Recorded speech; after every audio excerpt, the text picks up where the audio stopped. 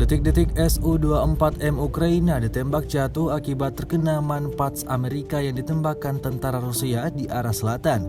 Rekamannya ramai beredar di media sosial Telegram pada Jumat 30 September 2022. Serangan presisi tinggi pasukan Rusia tepat mengenai Su-24M Ukraina yang sedang beroperasi.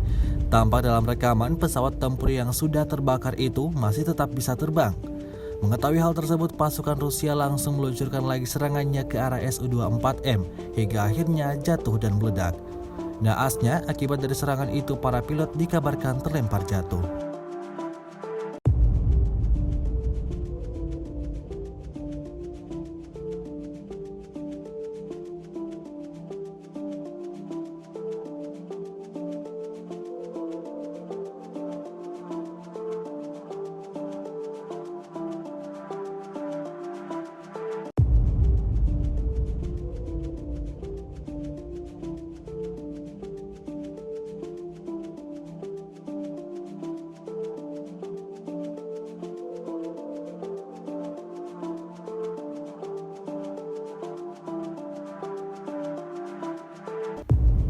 Sejauh ini selama invasi berlangsung, Rusia secara total merilis 307 pesawat Ukraina, 155 helikopter, dan 2.107 kendaraan udara tak berawak, serta sistem rudal anti pesawat dieliminir oleh pasukan Vladimir Putin.